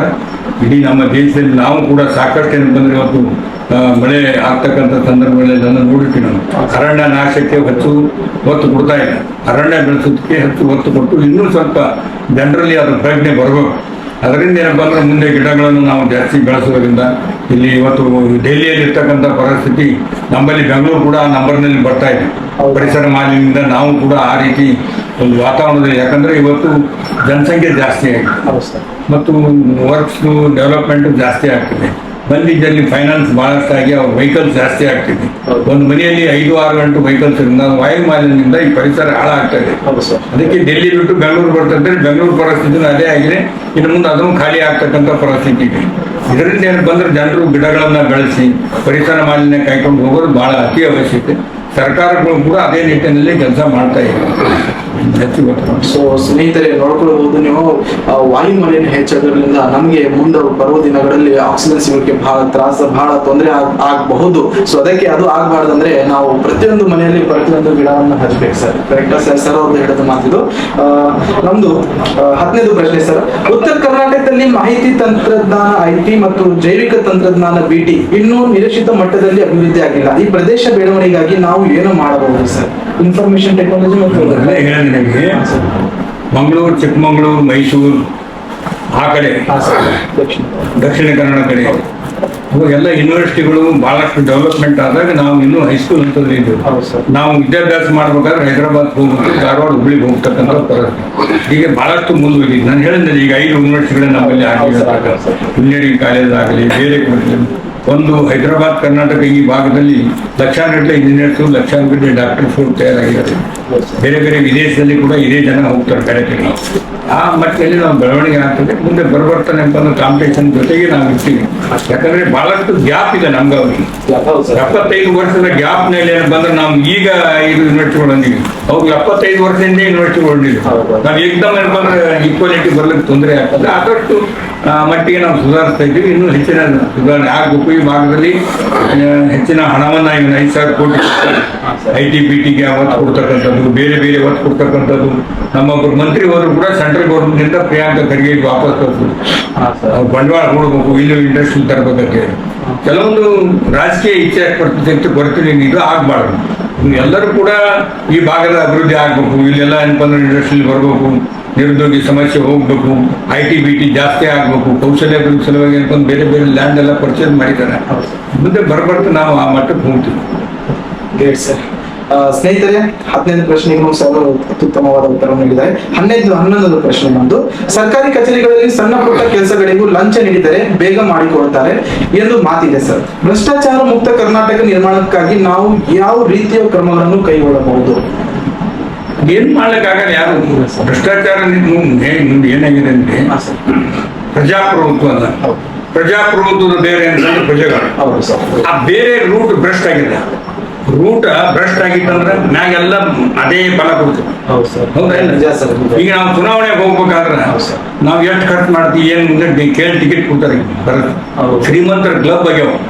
ಏನು MLCಗಳಾಗ್ಲಿ, ವಿಧಾನ ಪರಿಷತ್ ಸದಸ್ಯ, ವಿಧಾನ ಸಭೆ, ರಾಜ್ಯಸಭೆ, ಲೋಕಸಭೆ, ಯಾರ್ಯಾರ ಬಳಿ ದುಡ್ಡು ರಿಯಲ್ ಎಸ್ಟೇಟ್ ಮಾಡಿ ದುಡ್ಡು ಬೆಳೆಸ್ಯಾರ ಅವರೆಲ್ಲ ಸಿಕ್ಕಾಪಟ್ಟೆ ದುಡ್ಡು ಚೆಲ್ಲಿ ಎಲೆಕ್ಷನ್ ಮಾಡಿ ಎಲೆಕ್ಷನ್ ಹೋಗಿ ಕುಂದ್ರು. ಶ್ರೀಮಂತರ ಕ್ಲಬ್ ಅಂತ ದೊಡ್ಡ ಮಂದಿ ಶ್ರೀಮಂತ ಕ್ಲಬ್ನಾಗ ಹೋಗ್ತಾರೆ. ಹಂಗೆ ದುಡ್ಡು ಇದ್ದವ್ರು ಅಲ್ಲಿ ಬಂದ್ರೆ ಇದು ಪರಿಸ್ಥಿತಿ ಇದಿಷ್ಟೇ ಆಗತ್ತೆ. ಇದನ್ನ ಹೋಗ್ಬೇಕಾದ್ರೆ ಭ್ರಷ್ಟಾಚಾರ ಸಂಪೂರ್ಣ ನಿರ್ಮೂಲನೆ ನಿಷ್ಪಕ್ಷದಾದ್ರಿಂದ ಫ್ರೀ ವೋಟಿಂಗ್ ಆಗ್ಬೋದು. ಟಿವಿದಾಗ ನೋಡಿ ವೋಟ್ ಮಾಡ್ತಾರಲ್ಲ, ಡಿಬೇಟ್ ನೋಡಿ ವೋಟ್ ಮಾಡ್ತಕ್ಕಂಥದ್ದು ಅದು ದೂರ ಕಲ್ಪನೆ ಇರುತ್ತೆ. ಅದು ಬಂದಾಗ ಇದನ್ನ ಇನ್ನೂ ಹೆಚ್ಚಾಕೋತಿ ಹೋಗ್ತದೆ, ಕಮ್ಮಿ ಆಗೋದಿಲ್ಲ. ಇದನ್ನ ಭ್ರಷ್ಟಾಚಾರ ನಿರ್ಮೂಲನೆ ಆಗ್ಬೇಕಾದ್ರೆ ಎಲ್ಲ ರೀತಿಯಿಂದ ಎಲ್ಲಾ ರಂಗದಲ್ಲಿ ಸುಧಾರಣೆ, ರಾಜಕೀಯ ರಂಗದಲ್ಲಿ, ಆರ್ಥಿಕ ರಂಗದಲ್ಲಿ, ಸಾಮಾಜಿಕ ರಂಗದಲ್ಲಿ, ಎಲ್ಲ ರಂಗದಲ್ಲಿ ಕೂಡ ಬಹಳ ನಿಷ್ಪಕ್ಷಪಾತದಿಂದ ಡಿಸಿಷನ್ ತಗೊಂತಕ್ಕಂಥ ಅವಕಾಶ ಇರ್ಬೋದು. ಒಳ್ಳೆ ಒಳ್ಳೆ ಸಮಾಜ ಸೇವಕರು ಬರ್ಬೇಕಾದ್ರೆ, ಸಮಾಜದ ಸುಧಾರಕರು ಬರ್ಬೇಕಾದ್ರೆ, ಒಬ್ಬ ಖಾಲಿ ಮನುಷ್ಯನ ಬಂದು ಒಳ್ಳೆ ಜನತನ ಹಗಲು ರಾತ್ರಿ ಕೆಲಸ ಮಾಡ್ತಾನೆ, ಸಮಾಜ ಕೆಲಸ ಮಾಡ್ತಾನೆ, ಅವನ ಇಂಟ್ರೆಸ್ಟ್ ಓಟ್ ಹಾಕ್ತಾರ. ಈ ದೇಶದ ಪರಿಸ್ಥಿತಿ ನಾವು ಮಾತಾಡಕ್ ಬರಂಗಿಲ್ಲ, ಅದೇನು ಮಾಡ್ಲಿಕ್ಕೆ ಆಗೋದಿಲ್ಲ. ಆದಷ್ಟು ಭ್ರಷ್ಟಾಚಾರ ನಿರ್ಮೂಲನೆ ಆಗ್ಬೇಕು. ಈ ಭ್ರಷ್ಟ ಇರ್ತಕ್ಕಂಥ ರಾಜಕಾರಣಿಗಳನ್ನು ಬಂದ್ರೆ ಇದು ಇತ್ಯಾದ ಅಧಿಕಾರಿಗಳು ಅದೇ, ರಾಜಕಾರಣಿಗಳು ಅದೇ ಆದಾಗ ಏನಪ್ಪ ಅಂದ್ರೆ ಯಾರು ಏನು ಮಾಡಲ್ಲ. ಅದನ್ನು ಆದಷ್ಟು ಕಡಿಮೆ ಮಾಡ್ತಕ್ಕಂಥ ರೀತಿಯಲ್ಲಿ ಎಲ್ಲ ರಾಜಕೀಯ ಪಕ್ಷದ ಮುಖಂಡರುಗಳು ನಿರ್ಧಾರ ಮಾಡಿ ಒಂದು ನಿಷ್ಪಕ್ಷಪಾತದಿಂದ ಯಾವುದೇ ಆಶಾಬಿಲಿನಿಂದ ಮತದಾನದ ಹಕ್ಕು ಏನಿದೆ ಆ ಮತದಾನ ಪವಿತ್ರವಾದಂಥ ಮತದಾನದ ಹಕ್ಕು ಸಂಪೂರ್ಣ ಚಲಾವಣೆ ಆಗ್ಬೋದು. 50% ವೋಟಿಂಗ್ ಆಗ್ತದೆ, 60% ವೋಟಿಂಗ್ ಆಗ್ತದೆ. ಇದು 40% ಜನ ಹೊರಗಿದ್ದಾರೆ. ಅವ್ರ ನಿರ್ಣಯ ಹೇಳಿಲ್ಲ, ಅವ್ರದ್ದೇನು ನಿರ್ಣಯ ಹೇಳಿಲ್ಲ. ಡಿಸಿಷನ್ ಇಷ್ಟದಾಗ 50 ಏನು ಬಂದು ಹೆಂಗೆ ಡಿಸಿಷನ್ ಆಗ್ತದೆ? 100% ವೋಟಿಂಗ್ ಆಗುತ್ತೆ. 100% ಮತದಾನ ಆದಾಗ ಒಳ್ಳೆ ಜನ ಬಂದಾಗ ಇದು ಸ್ವಲ್ಪ ಕಡಿಮೆ ಆಗ್ತದೆ. ಲಂಚ ಕಡಿಮೆ ಆಗಬೇಡಿ ಸರ್, ಭ್ರಷ್ಟಾಚಾರ ಕಡಿಮೆ ಆಗ್ಬೋದು. 11ನೇ ಪ್ರಶ್ನೆಗೂ ಬಹಳ ಉತ್ತಮವಾದ ಉತ್ತರವನ್ನು ನೀಡಿದ್ದಾರೆ. ಲಾಸ್ಟ್ ಕೊನೆಯ ಪ್ರಶ್ನೆ ಸರ್, ಇದು ನಮ್ದು ಪಾರ್ಟಿ ಫ್ರೀ ಇಂಡಿಯಾ. ಇದು ಸರ್ ಎಲ್ಲ ಪ್ರಶ್ನೆಗಳು ಸರ್, ಇದು ಪ್ರತಿಯೊಬ್ಬರು ಕನ್ನಡಿಗರು ಕೇಳಿದ ಪ್ರಶ್ನೆ. ಟೋಟಲಿ 36,000 ಪ್ರಶ್ನೆಗಳು ಬಂದಿವೆ ಸರ್ ನಮ್ಮ ಹತ್ತಿರ. 36,000 ಪ್ರಶ್ನೆಗಳಲ್ಲಿ ಕೆಲವೊಂದು 12 ಪ್ರಶ್ನೆಯನ್ನು ನಾವು ಅದರಲ್ಲಿ ಸೆಲೆಕ್ಟ್ ಮಾಡಿ ತಂದಿದ್ದೀವಿ ಸರ್. ಇದು ಕೊನೆಯ ಪ್ರಶ್ನೆ. ಅಂತಾರಾಷ್ಟ್ರೀಯ ವರದಿಯ ಪ್ರಕಾರ ಸುಮಾರು 16.6 ಅಂದ್ರೆ 200 ಮಿಲಿಯನ್ ಜನರಿಗೆ ಸರಿಯಾಗಿ ಊಟ ಸಿಗುತ್ತಿರಲಿಲ್ಲ. ಇದಕ್ಕೆ ಜನಸಂಖ್ಯೆ ನಿರುದ್ಯೋಗವೇ ಏನು ಪ್ರಮುಖ ಕಾರಣ ಏನಿದೆ ಸರ್ ಇದಕ್ಕೆ? ಬೇರೆ ದೇಶದಲ್ಲಿ, ರಾಜ್ಯದಲ್ಲಿ ಆಯಾ ಪಕ್ಷಗಳದ್ದು, ಆಯಾ ಸರ್ಕಾರಗಳದ್ದು, ನಮ್ಮ ರಾಜ್ಯದಲ್ಲಿ ನಮ್ಮ ಸರ್ಕಾರ ಇವತ್ತಿಂದಲ್ಲ, ಈ 10 ವರ್ಷದಿಂದ ನಮ್ಮ ಮನಮೋಹನ್ ಸಿಂಗ್ ಅವರು ಅಧಿಕಾರದಲ್ಲಿ ಪ್ರತಿಯೊಬ್ಬರಿಗೂ ಕೂಡ ಅನ್ನಭಾಗ್ಯ ಅಕ್ಕಿ, ಯಾರೂ ಈ ದೇಶದಲ್ಲಿ ಹಸುವಿನಿಂದ ಬಳಲಬಾರದು, ಹಸು ಮುಕ್ತ ಭಾರತ ಆಗ್ಬೇಕಂತೇಳಿ ಆವಾಗೇ ತಂದಿದ್ದು. ಪ್ರತಿಯೊಬ್ಬರಿಗೆ ಕೊಟ್ಟಿದ್ದಾರೆ, ಕೊಟ್ಟಿಲ್ಲ ಅಂತ ಇಂಥವ್ರು ಸಿಕ್ಕಿಲ್ಲ ಅಂತ ಯಾರು ಉಳಿದಿಲ್ಲ. ನನ್ನ ಪ್ರಶ್ನೆ ಅದಕ್ಕೆ 10 ವರ್ಷ ಮೊದಲಿರ್ಬೋದು. ಈ ದೇಶದಲ್ಲಿ ಕಾಂಗ್ರೆಸ್ ಪಕ್ಷದ ಸರ್ಕಾರ ಅಧಿಕಾರಿಗೆ ಬಂದಾಗ ಯಾವಾಗಲೂ ಈ ದೇಶದಲ್ಲಿ ಬಡತನ ನಿರ್ಮೂಲನೆ ಆಗಬೇಕು, ಎಲ್ಲರೂ ಹಸು ಮುಕ್ತ ಭಾರತ ಆಗ್ಬೇಕಂತ ಹೇಳಿ ನಮ್ಮ ಮನಮೋಹನ್ ಸಿಂಗ್ ಅವರು ಪ್ರಧಾನಮಂತ್ರಿ ಇದ್ದಾಗ, ಈ ರಾಜ್ಯದ ಮುಖ್ಯಮಂತ್ರಿ ಸಿದ್ದರಾಮಯ್ಯನವರಿದ್ದಾಗ, ಬಂಗಾರಪ್ಪನ ಕಾಲದಲ್ಲಿ ಕೂಡ ಅನೇಕ ಏನಪ್ಪಂದ್ರೆ ಸೌಲಭ್ಯಗಳು ನಮ್ಮ ಸಾರ್ವಜನಿಕರಿಗೆ ಕೊಡ್ತಾ ಬಂದಿದ್ದೀವಿ, ಕೊಟ್ಟಿದೆ. ಅದನ್ನ ಮುಂದೆ ಕೂಡ ಹೆಚ್ಚಿನ ಸೌಲಭ್ಯ ಸಿಗ್ತಕ್ಕಂಥ ವ್ಯವಸ್ಥೆ ಮಾಡ್ತಾರೆ. Okay sir, thank you so much. ಈ ಒಂದು ಮಿಷನ್ಗೆ ನೀವು ಟೈಮ್ ಕೊಟ್ಟಿದ್ರಿ. ಟೋಟಲಿ 12 ಪ್ರಶ್ನೆ ಮುಕ್ತಾಯ ಆಗುತ್ತೆ ಸರ್. ಈಗ 2 ಪ್ರಶ್ನೆ ಸರ್ ನಮ್ಮ ಫೌಂಡೇಶನ್ ವತಿಯಿಂದ. ಭಾರತದಲ್ಲಿ ಅತಿ ದೊಡ್ಡ ಆಶ್ರಮ ಕಟ್ಟಡ ನಿರ್ಮಿಸುವ ನಿರ್ಧಾರ ಮಾಡಿದ್ದೀವಿ ನಾವು. ಅಲ್ಲಿ ಮಕ್ಕಳು, ವೃದ್ಧರು, ಅಂಗವಿಕಲರು ಎಲ್ಲರಿಗೂ ಸಮಾನವಾಗಿ ಉತ್ತಮ ಶಿಕ್ಷಣ, ಕ್ರೀಡೆ, ವ್ಯವಹಾರ ಮಾಹಿತಿ, ತಂತ್ರಜ್ಞಾನದ ಜ್ಞಾನ, ಸಂವಿಧಾನದ ವಿಷಯಗಳು ಹಾಗೂ ಕುರಾನ್, ಬೈಬಲ್, ಭಗವದ್ಗೀತೆಯಂತಹ ಧರ್ಮ ಗ್ರಂಥ ಉದ್ದೇಶಗಳನ್ನು ತಿಳಿಸುವ ಆಲೋಚನೆ ನಾವು ಅಲ್ಲಿ ಇಟ್ಟಿದ್ದೀವಿ ಸರ್. ಸೊ ಇದಕ್ಕೆ ನೀವೇನಂತೀರಿ ಸರ್? ಇದರಲ್ಲಿ ನಮ್ದು ವಿಚಾರಗಳು ಹೇಗಿದ್ದಾವೆ? ನೀವು ಒಳ್ಳೆ ವಿಚಾರ ಮಾಡ್ತಾ ಇದ್ದೀನಿ, ಇದಕ್ಕೆ ನಮ್ಮ ಸಂಪೂರ್ಣ ಬೆಂಬಲ ಇರ್ತದೆ. ಅದ್ರ ಬಗ್ಗೆ ನಮ್ಮ ಅಭಿಪ್ರಾಯ ವಿಚಾರ ಮಾಡಿ ತಮ್ಮ ಗಮನಕ್ಕೆ ತರ್ತೀನಿ. ಇನ್ನೊಂದು ಪ್ರಶ್ನೆ ಸರ್, ಈ ಆಶ್ರಮ ಯೋಜನೆಗೆ ಸುಮಾರು 12 ರಿಂದ 14 ಕೋಟಿ ರೂಪಾಯಿ ವೆಚ್ಚ ತಲುಪುವ ಅಂದಾಜಿದೆ ಮತ್ತು ಇದು 150 ರಿಂದ 200 ಜನರಿಗೆ ಉದ್ಯೋಗ ನೀಡುವ ಸಾಮರ್ಥ್ಯ ಹೊಂದಿದೆ. ಈ ಉದ್ಧಾರ ಕಾರ್ಯದಲ್ಲಿ ನಿಮ್ಮ ವತಿಯಿಂದ ಎಷ್ಟು ಭಾಗ ವಹಿಸಬಹುದು? ನಾನು ತಿಳಿಸ್ತೀನಿ.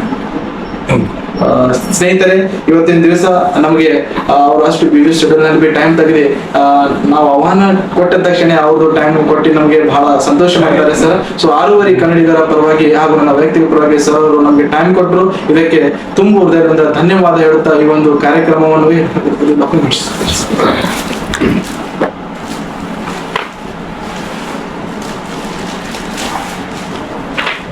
ಹೇಳ್ತೀನಿ ನೋಡಿ,